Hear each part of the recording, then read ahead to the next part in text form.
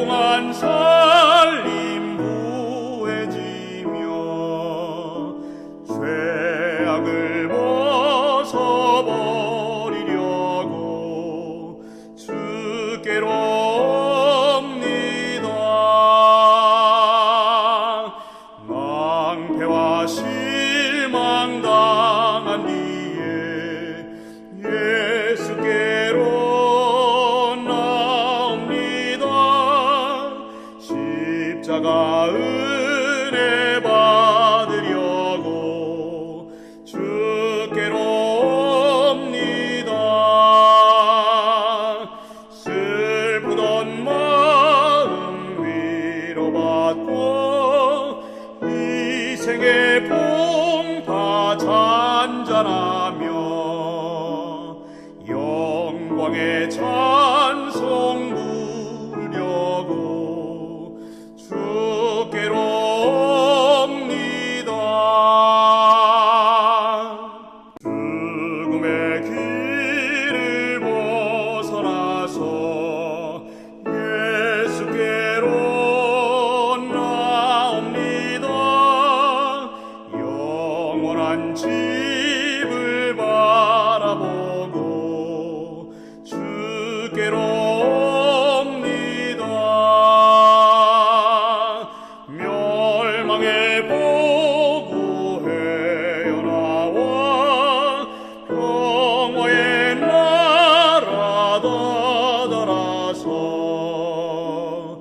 영광의 주를 배우려고 주께로 옵니다.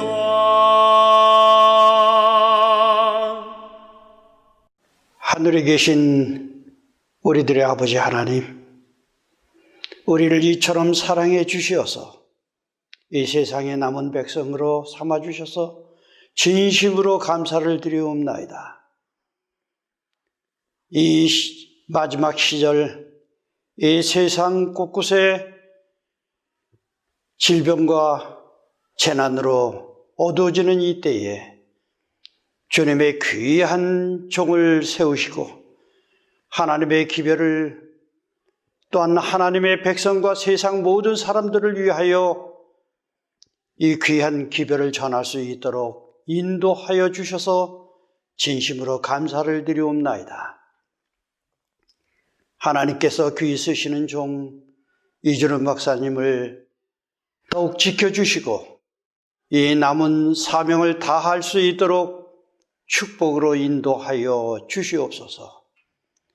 또한 이 땅 이제 한국의 귀한 말씀을 전하기 위하여 세우신 이 종의 그 입술을 주관하여 주셔서 말씀을 전할 때마다 성령 하나님 역사로 이끌어 주시옵시고 듣는 모든 주의 백성들에게 눈과 귀를 열게 하옵시며 마음의 문을 열어 주의 말씀을 새겨 들을 수 있는 귀한 은혜의 시간이 되도록 축복하여 주시옵소서. 주의 말씀을 전할 때마다 역사하는 이 땅에 큰 기별의 말씀이 될 수 있도록 주의 성령 하나님 도와주시옵시고 축복으로 인도하여 주시옵기를 우리 구주 예수님의 이름으로 간절히 기도하옵나이다. 아멘.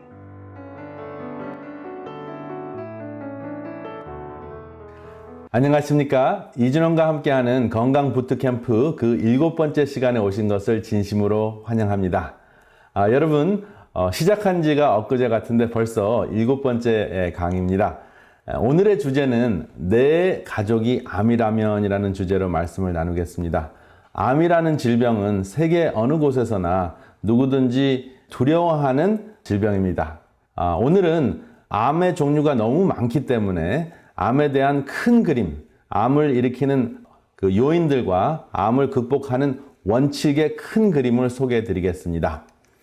먼저 암에 대한 증상을 한번 말씀을 드리겠습니다. 암은 어떤 증상이 있을까요? 가장 흔한 증상은 증상이 없다는 것입니다. 무증상입니다.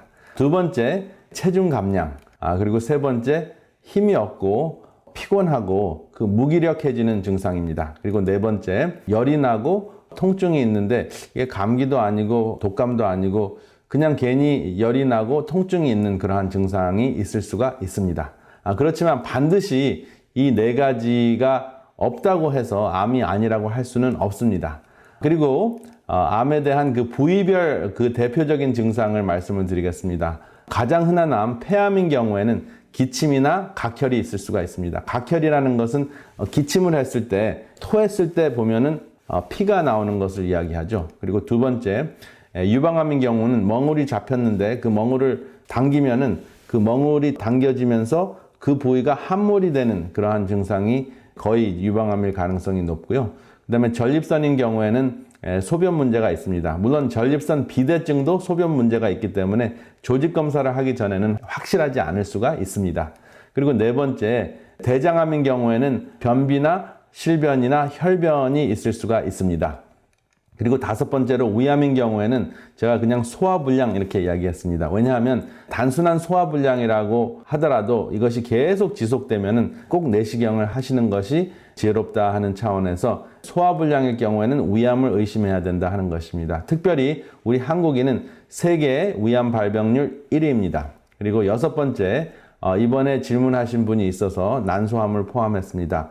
난소암의 대표적인 증상이 복수가 찬다 하는 것입니다. 이런 증상들이 없을 수도 있습니다. 그렇지만 대표적인 것을 몇 가지 소개해 드렸습니다. 그러면 저는 제 전공 분야가 예방의학, 임상예방의학이고 제가 이학 박사 논문을 쓴 분야가 세포생리학입니다. 그래서 세포생리학적으로 암이 어떻게 생기는지 설명을 드리겠습니다. 그러면 어떤 암이라도 바로 이 부분에서 문제가 생긴다 하는 것이 항상 통하는 이야기이기 때문에 말씀을 드리겠습니다. 여기 정상적인 세포를 보시면 굉장히 이쁘게 생겼죠.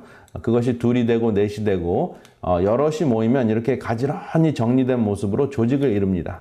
근데 반대로 암세포는 보면은 이것이 돌연변이가 생겨가지고 세포 분열하는 그 부분이 과잉 작동을 해서 예쁜 그 조직을 이루는 것이 아니라 그냥 암 덩어리를 이룹니다. 아무 기능도 하지 못하고 그냥 하는 것은 증식하고 퍼지고 그 다른 곳으로 침투하는 그 역할밖에 하지 않는 것이 바로 암인데요. 왜 이러한 암이 생기는가? 세포생리학적으로는 바로 P53이라는 유전인자가 망가져서 그런데요. 한번 제가 그 성질을 말씀을 드리겠습니다. 암세포의 성질은 첫 번째, 세포가 쉼을 잃은 병입니다. 두 번째, 침투하고 전이하는 병입니다. 그리고 세 번째, 90%에서 95%는 후천적인 요인에 의해서 생기는 병입니다. 그것이 사실은 좋은 소식이죠. 뭔가 후천적으로 있었던 것은 바꿀 수 있으니까. 그리고 맨 마지막은 내 몸의 부위 중에서 가장 약한 부분에서 이 암세포가 시작이 된다 하는 것입니다. 이것이 세포생리학적으로 암세포에 대한 그 큰 그림으로 이해하는 것이라고 하겠습니다. 제가 방금 전에 말씀드렸던 그 P53, 세포가 손상을 입었을 때 이 P53이라는 유전인자가 활성화가 되면 정상으로 돌아올 수가 있습니다. 근데 이 P53이 망가지면 세포 덩어리가 된다 하는 것입니다. 그래서 이 P53, 오늘 암 강의의 핵심 주제입니다. 여기 P53이라는 것이 이제 논문의 그 그림을 통해서 소개되고 있는 모양인데요. 이 P53은 언제 활성화가 되는가? 첫 번째, 세포가 스트레스 받은 상황이면 P53이 딱 준비하고 있는 그러한 상태입니다. 그래서 다음과 같은 스트레스를 받았을 때 P53이 활성화가 돼서 수리하거나 회복하는 역할을 하는데 제일 대표적인 것이 DNA가 손상을 입었을 때 우리의 그 염색체 속에 있는 유전인자를 이루고 있는 DNA가 망가지면 P53이 활성화가 됩니다. 두 번째로 세포가 산소가 부족하면은 어떤 현상이 일어납니까? 산소가 부족하면 세포가 죽을 수밖에 없잖아요. 그렇죠? 산소 공급이 안 되면. 그러니까 응급 상황인 것을 알고 수호천사와 같이 P53이 활성화가 돼서 이 세포를 수리하려고 활성화가 됩니다. 그리고 세 번째, 텔로미어가 손상됐을 때, 이 텔로미어는 무엇이냐면 세포를 오래 살 수 있도록 해주는 그 세포 유전인자의 끝부분인데 이 끝부분이 잘라지면은 생명을 빨리 잃을 수 있거든요. 그런데 그 수명이 짧아지는 것을 감지했을 때 P53이 또 활성화가 됩니다. 그래서 빨리 잘라지지 않도록 세포 분열을 정지시키는 정지 신호를 줍니다. 이 P53 대단한 세포 속의 수호천사와 같은 유전인자입니다. 네 번째로 또 어떤 역할을 하는가? 활성산소. 이것은 스트레스를 받고 화를 내고 튀긴 음식을 먹었을 때 나오는 게 활성산소인데 이때도 P53이 준비하고 있다가 수리하려고 그 활성화가 됩니다. 그리고 다섯 번째, 너무 덥거나 너무 추울 때도 P53이 대기하고 있다가 활성화가 됩니다. 그리고 여섯 번째, 바이러스에 감염이 됐을 때도 P53이 활성화가 돼서 지나치게 병이 많이 걸려서 도대체 이길 수 없을 경우에 또 바이러스가 침투해서 이 바이러스 때문에 죽을 수밖에 없는 상황이다라고 감지가 되면 P53이 어떤 역할을 하는가? 세포를 자연사, 그 희생사하게 해서 그 세포는 죽지만 전체 조직은 살리고 몸은 살게 하는 역할을 하는 것이 바로 이 P53이 하는 일입니다. 대단한 역할을 하죠. 그리고 일곱 번째, 금식을 하거나 단식을 하면 P53이 또 활성화가 됩니다. 그래서 인위적으로 세포에게 긍정적인 스트레스를 주는 것이 바로 금식을 하거나 단식을 하는 것입니다. 그래서 여러분들의 생활 습관 중에서 한 16시간 정도 금식을 하거나 단식을 하면 P53이 활성화가 돼서 여러분들이 암에 걸리는 것을 예방할 수 있다는 것입니다. 굉장히 그 신기한 기능들이 많죠. 그래서 이 세포 P53이 활성화가 됐을 때 제가 말씀드린 내용들을 지금 다시 정리하자면 DNA를 수리하고 분열을 감소시키고 희생사를 유도하고 자식 스스로 청소하게 만들고 대사 관리를 하고 그 혈관 생산을 차단하는데 어떤 혈관 생산을 차단하냐면 암세포가 전이하기 위해서 만드는 혈관 생산을 차단합니다. 그리고 일곱 번째로 혈관을 차단하고 세포가 증식하지 못하기 때문에 전이가 예방될 수 있도록 하는 엄청난 암 예방 역할을 하고 암 치료 역할을 하는 것이 바로 P53입니다. 그럼 이 P53이 활성화되어야 되겠죠? 어떻게 활성화될까요? 오늘 그 답을 여러분 들으시겠습니다. 여기 암 위험 요인을 다시 한번 복습하겠습니다. 암 위험 요인을 보면 유전적인 요소가 5%에서 10%입니다. 그리고 환경적인 요인이 25%입니다. 그리고 생활 습관이 30%, 그리고 비만과 음식 생활 습관, 음식 식습관이 35%로서 여기 보면 아까 말씀드린 대로 90%에서 95%가 다 우리가 바꿀 수 있는 또 극복할 수 있는 후천적 요소라는 것입니다. 그래서 이것을 다 통틀어서 우리는 가족 내력, 가족력, 집안 내력이라고 합니다. 그래서 이것을 바꾸지 않고 그대로 있으면 대대손손 같은 질병에 걸리는 것이고 이것을 딱 알아차리고 의도적으로 우리의 선택에 의해서 바꾸어주면 유전적인 요소까지도 우리가 묶어놓을 수 있다 하는 것을 첫째 시간에 배우셨습니다. 그러면 쉼을 잃은 세포, 이것이 암이라고 하는데요. 그 암을 한자로 딱 보시면은 그 깨달음이 엄청납니다. 오늘 P53과 이 암자만 딱 기억하셔도 암에 대해서 모든 것이 한눈에 딱 파악이 될 수 있는데요. 이 암을 딱 보시면 입구자 3개가 있고 매산자가 있습니다. 그래서 아침, 점심, 저녁 3끼를 산더미 같이 먹으면 암에 걸린다 하는 것입니다. 이것은 굉장히 이제 유머스럽게 암에 대해서 이해를 하는 것이고 좀 더 깊이 들어가서 입구자 셋을 한번 살펴보겠습니다. 입구자 셋을 보면 공기, 우리가 마시는 공기에 무엇이 들어가면 암에 걸릴까요? 흡연을 하면, 흡연을 통해서 담배 연기가 들어가면 암에 걸릴 수가 있습니다. 가장 암에 걸리는 대표적인 요인이 바로 흡연하는 것입니다. 공기를 통해서 입속으로 들어가고 코 속으로 들어가는 것입니다. 그 다음에 또 뭐가 있습니까? 물이 있죠. 우리가 마시는 순수한 물 말고 액체 말고 음료수 말고 어떤 물을 마시면 암에 걸릴 수 있습니까? 술입니다.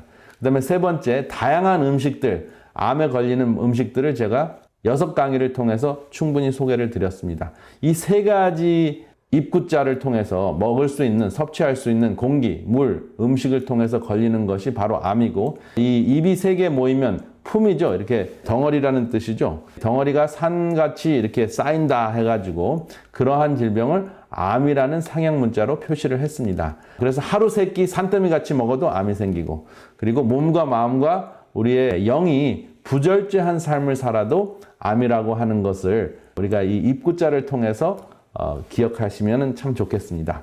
그래서 이 암을 딱 보시면서 하루 3끼 몸, 마음, 영의 부절제 이 3가지를 기억하시면 암이 생기는 큰 그림, 그 요인을 큰 그림으로 이해하시는 그러한 좋은 방법이겠습니다.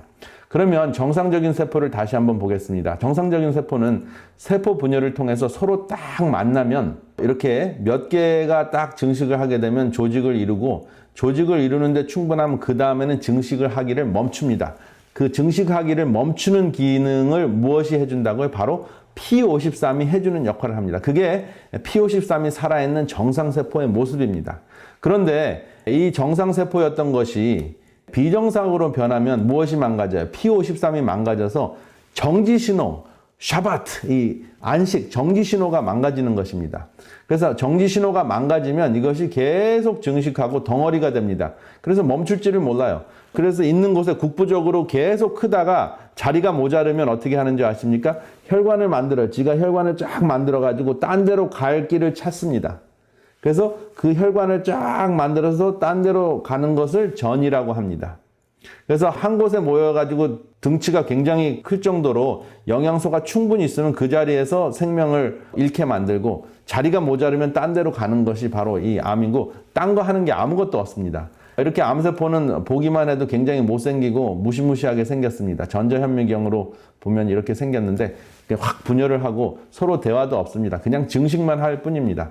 그리고 증식하다가 덩어리를 이루고 자리가 모자르면 혈관을 만들어 가지고 이렇게 그 많은 세포들이 생기는데, 암세포가 1억 2,500만 개 정도로 모여 있어야지 이것이 감지될 수 있는, MRI나 CT 스캔으로 감지될 수 있는 한 2mm 정도 사이즈라고 합니다. 그래서 이 암 덩어리의 기능을 보면은 부위마다 조직, 정상세포의 조직은 필요한 기능을 하는데, 암세포는 덩어리가 된 다음에 부위별로 필요한 기능은 전혀 하지 못하고 등치만 커가지고 그냥 계속 있는 영양분만 계속 뺏어 먹는 그런 역할을 합니다. 그래서 암을 이기려면 굉장히 중요한 것이 암세포에게 음식을 뺏기지 않아야 되는데, 그것을 설명을 드리겠습니다.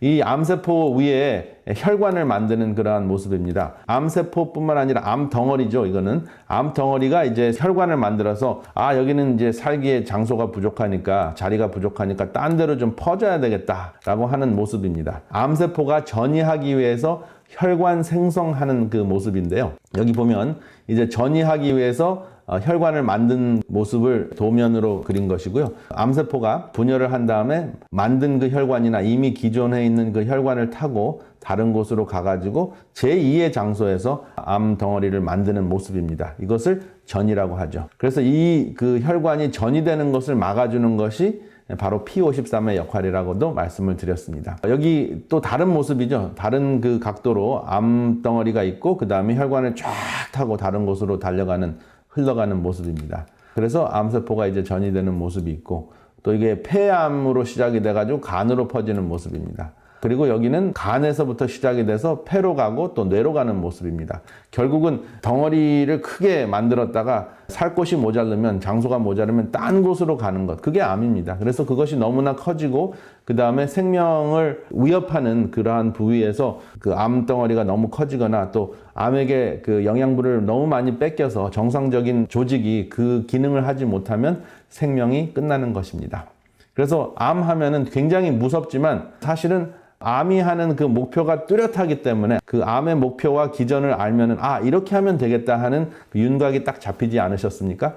암세포는 어떻게 생긴다고요? 정상세포가 타격을 받아서 P53의 기능을 잃으면은 계속 증식하는, 정지하지 못하는, 쉼이 없는 세포로 변해서 암덩어리로 된다. 근데 암덩어리로 되면은 그 입이, 영양분을 섭취할 수 있는 입이 근육이나 인간 그 정상적인 인간 세포보다 20배가 더 많아서 훨씬 더 영양분을 많이 뺏어 먹습니다.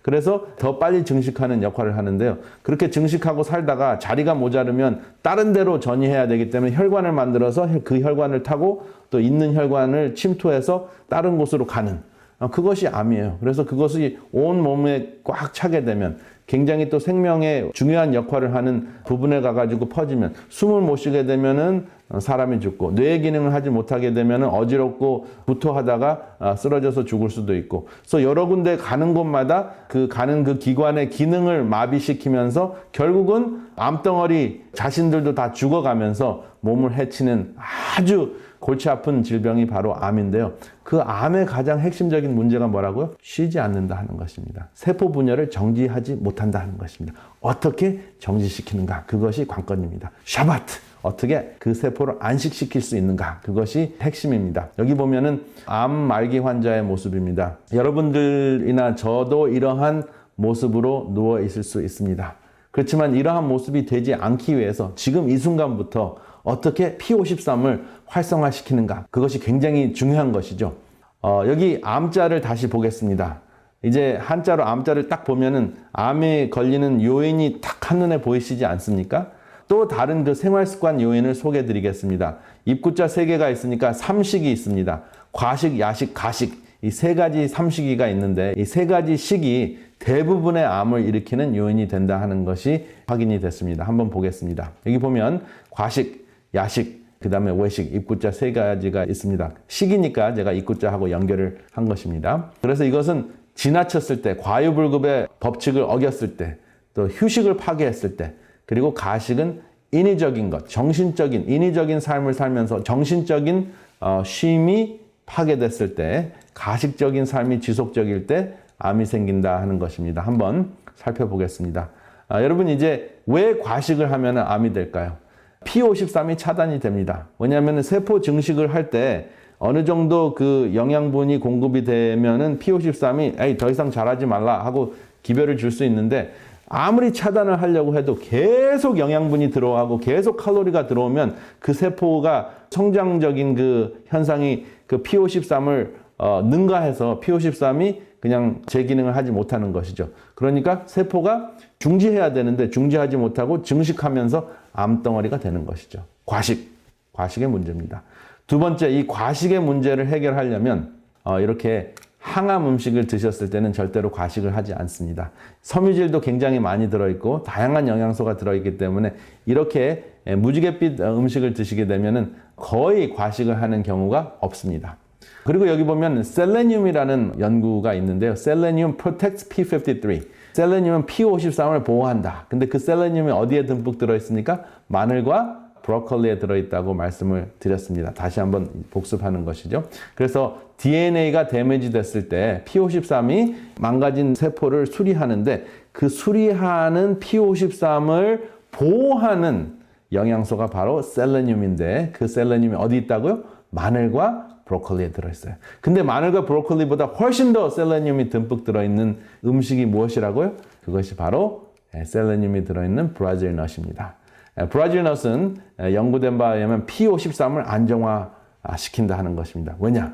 셀레늄이 많이 들어있기 때문에. 그래서 유방암, 난소암, 대장암, 그리고 간암, 폐암 발병 등을 억제하고 폐암이 이러한 암들이 진행되는 것을 억제해주는 역할을 하기 때문에 굉장히 탁월한 여러분들 삶 속에, 저의 삶 속에 꼭 필요한 영양소입니다. 그 다음에 심장병을 감소해요. 9시간 안에 좋은 콜레스테롤이 올라가고 나쁜 콜레스테롤이 떨어집니다. 그리고 6주만 되면은 나쁜 콜레스테롤이 절반이 감소되는 것을 지난 시간에 말씀을 드렸습니다. 그리고 마음의 건강, 5주 정도, 한 달 정도만 섭취해도, 한 달 반 정도 충분한 그 양을 섭취하시려면 한 5주 정도만 섭취하셔도 불안감과 우울증과 피곤증을 극복해주는 역할을 합니다. 이거는 약도 아니고 후유증도 없고, 알약으로 먹으면 후유증이 있습니다. 셀레늄이 좋다고 해서 브라질넛 못 찾겠는데 그냥 알약으로 먹으면 어떻겠냐? 문제가 됩니다. 오히려 반대 효과가 있기 때문에 셀레늄은 알약으로 드실 것이 아니라 음식으로 드셔야 되는데 그 음식 중에서 가장 좋은 것이 브라질넛입니다.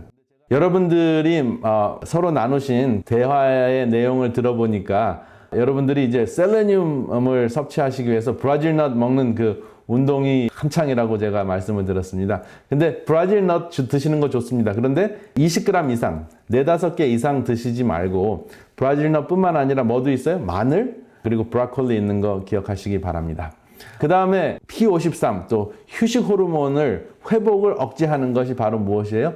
우리가 제일 좋아할 수 있는 야식입니다. 이 야식은 멜라토닌을 차단하는데 이 멜라토닌은 또 P53과 연결이 돼 있어요. 멜라토닌 자체가 세포를 회복하고 몸을 회복해서 암을 극복해주고 암을 막아주는 역할을 하는데 P53도 막아줍니다. 무엇이? 야식하는 것이. 근데 야식하는 대표적인 이유가 무엇이냐면 밤늦게까지 이 화면을 보고 있어서 그렇다 하는 것이 널리 알려져 있습니다. 그리고 또 무엇이 부족한가? 야식을 하는 이유는 멜라토닌이 차단이 되는 이유는 또 무엇이냐 하면은 낮에 운동을 하지 않으면 그런 현상이 일어납니다. 햇빛을 못 보는 것이죠. 그리고 근력이 키워지지 않으면 저녁 때 늦게까지 잠을 안 자는 그러한 현상도 일어난다는 것이 연구 결과를 통해서 연결이 되어 있습니다. 그래서 햇볕을 쬐면서 근육을 키우는 것이 굉장히 중요한데요.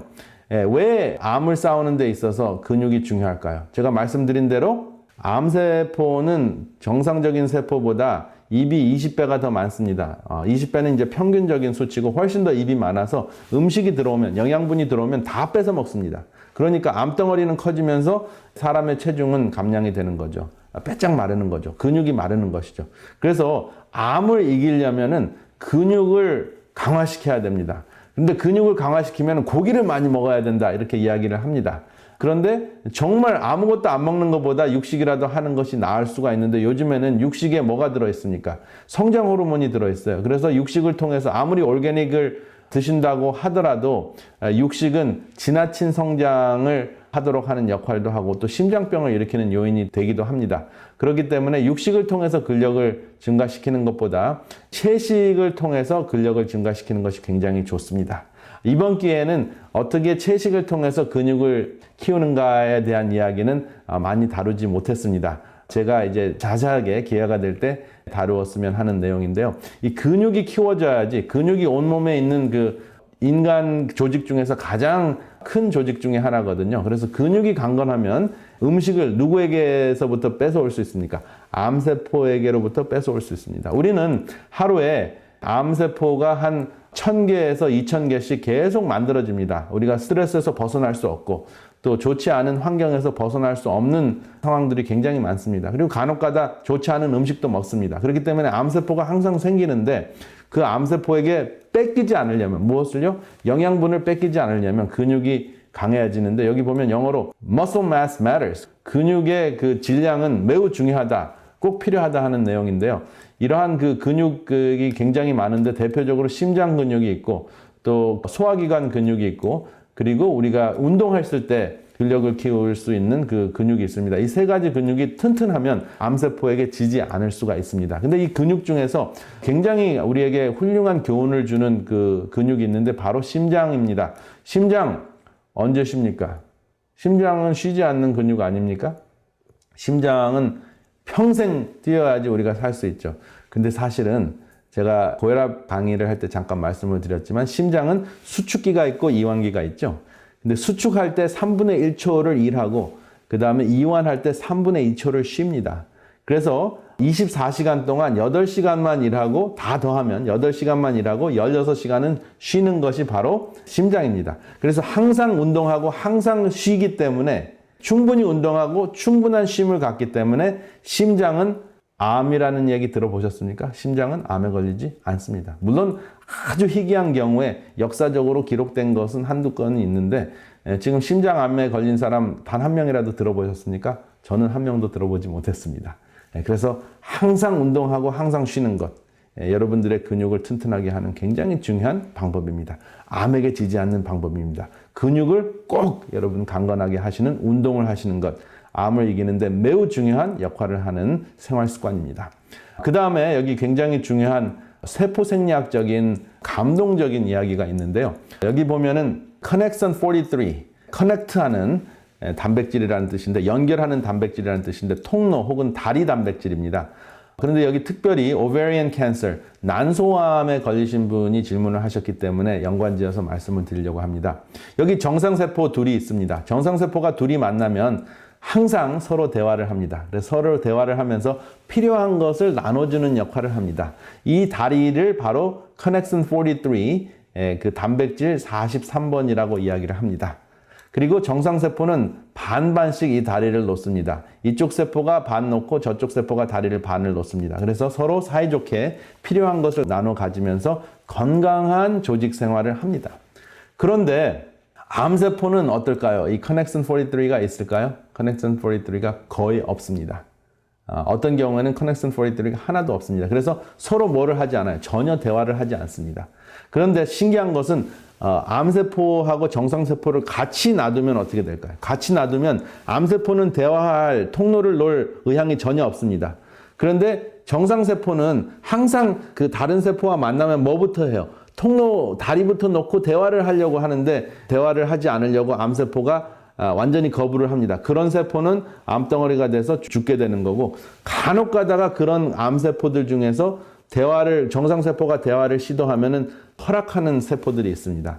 그럴 경우에 자신은 다리를 하나도 놓지 않으려고 하기 때문에 정상세포가 다리를 100% 다 놓습니다. 그런 다음에 다리를 놓은 다음에 암세포에게 가장 필요로 하는 게 뭘까요? P53. P53을 정상세포가 쫙 나눠줍니다. 여기 보면 P53이 쫙 들어가는 장면이 나오죠? 예, 쫙 나오면 그러면은 암세포가 어떻게 돼요? 암세포였다가 정상세포로 변하는 것입니다. 와, 신기하지 않습니까? 감동적이지 않습니까? 그래서 여러분들의 암세포가 독종이 아니면, 여러분들의 정상세포가 건강하다면 그 암세포에게 죄다 다가가가지고 다리를 탁 놓고 P53을 쫙 보내면 암세포가 정상화될 수 있다 하는 것입니다. 그래서 여러분 아무하고도 대화하지 않고 소통하지 않고 귀를 꽉 막고 입을 꽉 막고 눈을 막고 살면은 암세포 같이 사시면 암덩어리, 독종 암덩어리만 크게 됩니다. 증식하게 됩니다. 그런데 이제 나와서 대화도 하고 나누고, 그리고 나는 힘들고 또 외롭더라도 소외되지 않으려고 노력을 하고 사람들과 만나려고 하는, 이웃들과 만나려고 하는 노력을 하게 되면 정상적인 사람들이 다가와서 다리를 놓게 됩니다. 그래서 사람이 마음의 다리를 놓을 때 여러분들의 세포들은 또 커넥션 43라는 세포의 다리를 놓습니다. 그러면 암세포가 정상세포로 될 수 있다는 것입니다. 감동적이지 않습니까? 암세포의 정상화, 커넥션 43. 대단하지 않습니까? 꼭 기억하시기 바랍니다. 이렇게 어머니가 암에 걸린 엄마를 꼭 안는 장면입니다. 이렇게라도 서로 소통이 되고 사랑이 전달이 되면 이 어머니는 굉장히 오래 살 수도 있고 또 암을 극복할 수 있는 능력도 키우게 됩니다. 여기 보면 이제 암을 일으키는 마지막 식이 있는데 이것이 바로 가식입니다. 겉에 보면 가면으로 웃는 모습이 보이죠? 겉으로는 웃는데 속에서는 찡그리고 화를 내는 모습입니다. 이게 가식입니다. 혹은 성경에는 이것을 외식이라고 합니다. 근데 이렇게 가식적으로 내 마음은 그렇지 않은데 할 수 없이 웃는 낯으로 사는 그러한 모습들이 있죠. 대표적으로 어떤 것이 있습니까? 특별히 여성들이 그렇게 삽니다. 며느리들, 시어머니가 정말 힘들어 죽겠는데 겉으로는 네네 어머니 하면서 가식적으로 살 수밖에 없는 상황. 남편을 가식적으로 대할 수밖에 없는 상황. 대부분 이런 분들은 지속적으로 살게 되면은 어떤 암에 걸릴까? 유방암이나 난소암에 걸릴 가능성이 매우 높습니다. 반드시 그렇다는 것은 아니지만 유방암과 난소암에 걸리는 분들은 할 수 없이 가식적으로 살 수밖에 없는 환경에 놓여 있을 때 그렇습니다. 그러면 우리의 문화상 우리의 문화를 보면 그렇게 살 수밖에 없는데 어떻게 가식적인 삶을 극복할 수 있을까요? 여기 전도서 7장 16절에 보면 지나치게 의인이 되지 말며 지나치게 지혜자도 되지 말라. 어찌하여 스스로 패망케 하겠느냐라는 말씀입니다. 얼마나 정확합니까? 우리는 의인이 아닌데 지나치게 의인이 되려고 하다 보면 패망케 된다 하는 말씀입니다. 여기 제가 사진을 하나 보여드리고 싶은데요. 여기 보면 한 남성이 굉장히 무시무시한 맹수와 친구가 되어서 끌어안는 장면입니다. 그리고 이 맹수인 곰도 끌어안는데요. 물론 이것은 가식은 아닌데 지나친 게 아닌가 생각이 됩니다. 왜냐하면 결국은 뉴스를 통해서 보면은 이런 맹수와 지나치게 친하게 지냈던 사람들은 죽더라고요. 맹수에 의해서. 왜냐하면 이 맹수는 감정적인 컨트롤 할 수가 없기 때문에 언제 한번 화가 나면은 감정 컨트롤 하지 못하면 사람을 죽이거나 해친다는 것이 밝혀졌습니다. 그래서 우리도 사실은 우리를 해치는 사람들을 억지로 끌어안지 못할 수가 있습니다. 그런데 전도서에는 이렇게 말씀을 하셨는데 로마서 12장 21절에 보면 악에게 지지 말고 선으로 악을 이기라 라는 말씀이 있습니다. 이 말씀은 제게 큰 도전이 됐습니다. 여러분들은 어떻게 생각하십니까? 제가 이 말씀을 실생활에 옮기기 위해서 정말 많은 생각을 하고 또 요즘에도 항상 이렇게 말씀대로 살지 못하는 경우도 많은데요. 제가 불자들을 많이 만나고 불자들과 대화할 기회들이 있는데 그분들은 수처작주라는 표현을 쓰더라고요. 수처작주는 있는 곳에서 주인이 되면 분노도 극복할 수 있다라는 그러한 표현을 씁니다. 이것을 제가 들으면서 바로 이러한 내용일 수도 있겠다 하는 생각을 해봤습니다. 성경 말씀에, 예수님의 말씀에 또 눈은 눈으로 이는 이로 갚으라 하였다 하는 것을 너희가 들었으나 누구든지 내 오른뺨을 치거든 왼편도 돌려대며 속옷을 가지고자 하는 자에게 겉옷까지 가지게 하며 누구든지 너로 억지로 오리를 가게 하거든 그 사람과 심리를 동행하고 이것이 그 상황에서 주인이 되는 모습이다 하는 것을 제가 깨달았습니다.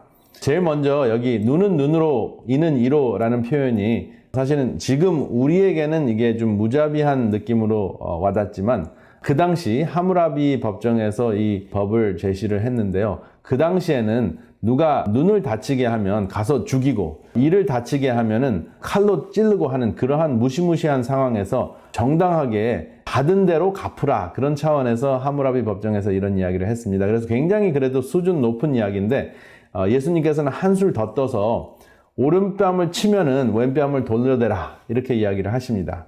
그리고 오리를 억지로 가게 하게 되면 억지로 오리를 가려고 하지 말고 그 사람과 기꺼이 심리를 가라고 하는 말씀입니다. 그런데 이 문제는 억지로에 있는 것 같습니다. 억지로 내가 할 수 없는데 가식적으로 선하게 살려고 하면은 그게 병이 됩니다. 그래서 암으로 진행이 될 수 있는데 그게 억지로가 아니라 기꺼이 선을 하고자 하는 그 주인이 되면 그러면 극복할 수 있겠다 하는 것이 수처작주라는 표현에서 깨달아졌습니다.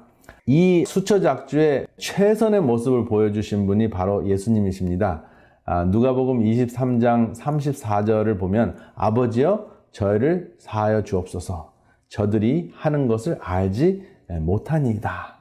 그래서 예수님께서는 당신을 십자가에 못 박은 사람들을 용서해 달라고 기도를 하십니다.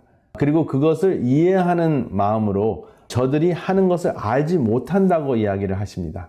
그것이 저에게는 얼마나 큰 힘이 되고 또 이것이 바로 원수와 같은 사람도 이해할 수 있는 방법이구나 하는 것을 알게 되었습니다. 나를 괴롭히고 힘들게 하는 사람들에게 하나님 저들을 용서할 수 있는 또 이해할 수 있는 힘을 주세요 라는 기도를 합니다. 그리고 저 사람들은 그럴 만한 이유가 있고 저 사람들은 참 그런 상황에서는 이런 경우에는 참 불쌍하다 이러한 마음을 달라라고 기도를 드리면 제 그 악한 마음이 올라왔던 마음이 가라앉는 것을 체험하게 됩니다.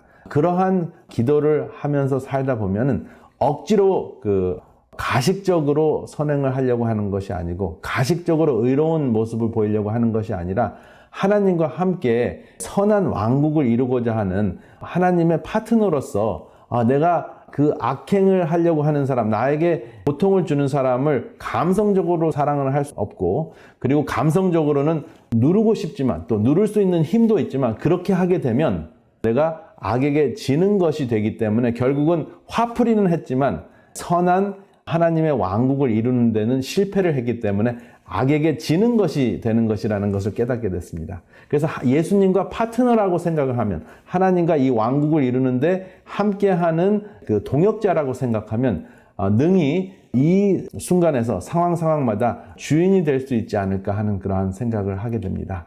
그래서 여러분들 아무쪼록 이러한 생각을 여러분들 삶 속에 적용하셔서 여러분들이 신앙생활을 하면서도 결국은 식생활 잘하고 운동생활도 잘하다가도 결국은 원수 같은 사람 또 나를 괴롭히는 사람에게 다가가서는 실패를 하고 또 악에게 지는 상황이 되면은 결국은 신앙적으로도 승리를 하지 못하고 또 우리의 신체적으로도 암이 찾아오는 그러한 상황이 되는 것을 종종 볼 수가 있습니다. 제게도 그런 상황이 있을 수도 있습니다. 그래서 우리는 순간순간 예수님께 매달려서 예수님의 기도를 할 수 있도록 힘을 달라고 우리가 순간순간 구하여야겠습니다. 아무쪼록 암에 대한 내용을 큰 그림을 이렇게 정리해 보았습니다. 이 큰 그림을 정리하는 것을 좀 더 돕고자 다음과 같은 질문들을 준비했습니다. 첫 번째, 암의 증상을 나누어 보세요. 두 번째, 암이 생기는 원인은 어떤 유전자의 문제입니까? 세 번째, 암을 일으키는 삼시기를 말해 보세요. 네 번째, 근력을 증가하는 것이 어떻게 암을 이길 수 있는 길이 되나요? 다섯 번째, 정상세포가 만드는 통로 혹은 다리의 이름은 무엇인가요? 여섯 번째, 있는 곳에서 주인이 되는 길은 무엇일까요? 일곱 번째, 가식을 극복하는 말씀을 나누어 보세요.